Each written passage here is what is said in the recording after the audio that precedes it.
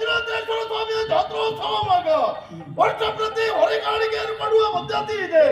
ಅದೇ ರೀತಿ ಈ ವರ್ಷವೂ ಹರಿಕೆಯನ್ನು ಸಲ್ಲಿಸಬೇಕು ಎನ್ನುವ ಉದ್ದೇಶದಿಂದ ಹೊರೆಯನ್ನು ಹೊರುವುದಕ್ಕೆ ಆಳುಗಳನ್ನು ಬರ್ಲಿಕ್ಕೆ ಹೇಳಿದ್ರೆ ಯಾರೂ ಬರುವುದಕ್ಕೆ ಸಿದ್ಧರಿಲ್ಲವಂತೆ.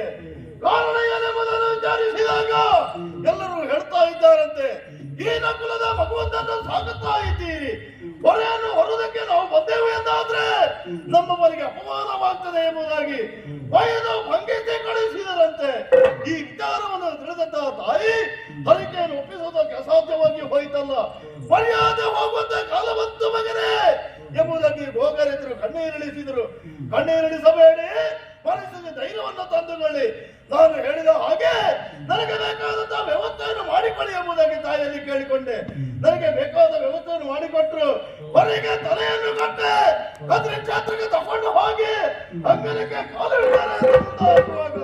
ಗುರಿಕಾರರಲ್ಲಿ ಎದ್ದು ಬಂದು ಹೀನ ಕುಲದ ಮನೆಯರು ಅಂಗಣಕ್ಕೆ ಪ್ರವೇಶ ಮಾಡಬಾರದು ಎಂಬುದಾಗಿ ಎಲ್ಲರೂ ತಡೆ ಒಡ್ಡಿದ್ರು. ಎಷ್ಟು ರೀತಿ ಬುದ್ಧಿವಾದದ ಮಾತನ್ನು ಹೇಳಿದ್ರು ಕೂಡ ಅವರಿಗೆ ಅರ್ಥವಾಗದೇ ಹೋಯಿತು. ಇಲ್ಲಿವರೆಗೆ ಹೊತ್ತು ತಂದಂತಹ ಹರಿಕೆಯನ್ನು ದೇವರ ಸನ್ನಿಧಿಗೆ ಕಲ್ಪಿಸುವುದಕ್ಕೆ ಅಸಾಧ್ಯವಾಯ್ತಲ್ಲ ಎಂಬುದಾಗಿ ದೇವರನ್ನು ಮನಸ್ಸಿನಲ್ಲಿ ಸ್ತುತಿಸಿ ತಲೆಯಲ್ಲಿದ್ದಂತಹ ಹೊರೆಯನ್ನು ಧ್ವಜಸ್ತಂಭದ ಬಳಿ ಹೋಗಿ ಬಿತ್ತು. ಈ ವಿಚಾರವನ್ನು ತಿಳಿದಂತ ಗುರಿಕಾರರೆಲ್ಲರೂ ಒಂದು ತೀರ್ಮಾನ ಮಾಡಿದ್ರು. ಸಾಮಾನ್ಯ ಒಬ್ಬವನ ಶೈವನಲ್ಲ, ಕಾರಣಿಕ ಪುರುಷನಾಗಿದ್ದಾನೆ. ಹಾಗಾದ್ರೆ ನಮ್ಮಿಂದ ತಪ್ಪಾಯಿತು ಎಂಬುದಾಗಿ ತಿಳಿದು ಎಲ್ಲರೂ ಬಂದು ನನ್ನ ಕಾಲಿಗೆರಗಿದ್ರು. ಇನ್ನು ಮುಂದೆ ಇಂತಹ ಹೀನ ಪದ್ಧತಿಯನ್ನು ಇಟ್ಟುಕೊಳ್ಳಬೇಡಿ, ದೇವರಿಗೆ ಎಲ್ಲರೂ ಒಂದೇ, ಎಲ್ಲರಿಗೂ ಬೇಕಾದ ಬರುವಂತಹ ವ್ಯವಸ್ಥೆಯನ್ನು ಮಾಡಿಕೊಳ್ಳಿ ಎಂಬುದಾಗಿ ಸಮಾಧಾನ ಹೇಳಿದೆ. ದೇವರಿಗೆ ಹರಿಕೆಯನ್ನು ಒಪ್ಪಿಸಿದೆ. ಪ್ರಸಾದ ಮಾಡ್ಕೊಂಡು ಹಿಂದೆ ಬರುವಂತಹ ಸಂದರ್ಭ ಲಿಂಬೆ ಹಣ್ಣು ಕಂಡಿತ್ತು. ನನಗೆ ಒಯ್ಯಬೇಕೆನ್ನುವ ಮನಸ್ಸಿನಲ್ಲಿ ಆಸೆ ಹೆಚ್ಚಾಯಿತು. ಮರ ಏರುವುದಕ್ಕಾಗದಿದ್ರೆ ಏರಾಯ್ತು, ಹತ್ರದಲ್ಲಿ ಮಾಡಾಯಿತು. ಮಾಡದ ಮೇಲೆ ಹೋದೆ, ಕೈಗೆ ಸಿಗಲಿಲ್ಲ.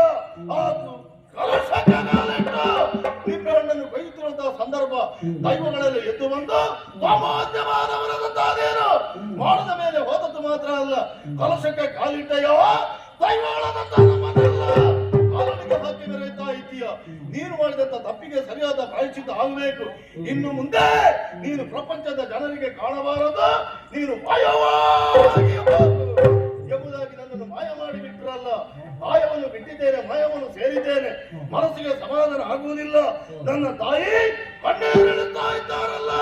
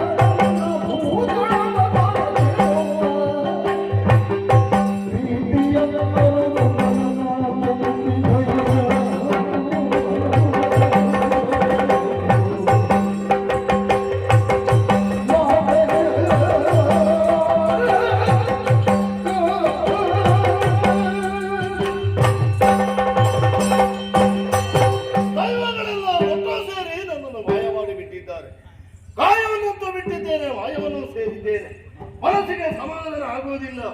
ಇದಕ್ಕೆ ಕಾರಣ ಎಂಬುದಾಗಿ ಯೋಚನೆ ಮಾಡಿದಾಗ ವಿಚಾರ ಎಲ್ಲವೂ ಅರ್ಥವಾಗುತ್ತಾ ಇದೆ. ನಾನು ಹೊರೆಯನ್ನು ಹೊತ್ತುಕೊಂಡು ಹೋಗುತ್ತಿರುವಂತಹ ಸಂದರ್ಭ ನನ್ನ ತಾಯಿ ಹೇಳಿದಂತಹ ಮಾತು, 7 ಜನ ಬರುವಂತಹ ಹೊರೆಗೆ ತಲೆ ಕೊಟ್ಟಿದ್ದೀವಿ ಮಗನೇ, ದೂರದ ದಾರಿ ಕಷ್ಟದ ಕೆಲಸ. ಆದಷ್ಟು ಜಾಗ್ರತೆಯಿಂದ ದೇವರ ಸನ್ನಿಧಿಗೆ ಹೋಗಿ ಹರಕೆಯನ್ನು ಒಪ್ಪಿಸಿ ಪ್ರಸಾದ ಪಡ್ಕೊಂಡು ಆದಷ್ಟು ಶೀಘ್ರವಾಗಿ ಅರಮನೆಯನ್ನು ಸೇರು ಎಂಬುದಾಗಿ ಹರಸಿ ಕಳುಹಿಸಿಕೊಟ್ಟವರಿದ್ದಾರೆ. ಇಲ್ಲಿಗೆ ಬಂದು ಕೆಲವು ಸಮಯ ಕಳೆದು ಹೋಯಿತು. ಇನ್ನು ಅರಮನೆಯನ್ನು ಸೇರಲಿಲ್ಲ. ನಾನು ಹೋದಂತಹ ಧನ್ಯ ಎಲ್ಲಿ ಹೋದ, ಏನಾಗಿದ್ದಾರೆ ಎನ್ನುವಂತ ವಿಚಾರ ಅವರಿಗೆ ಗೊತ್ತಾಗದೆ ಹೋಗಿದೆ.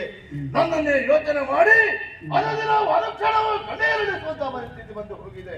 ತಾಯಿಯ ಕಣ್ಣೀರನ್ನು ಒರೆಸಬೇಕಾದ ನನ್ನ ಕರ್ತವ್ಯ ಹೌದು. ತಡ ಯಾಕೆ? 2,000 ಸೇರಿಕೊಳ್ಳುತ್ತೇನೆ.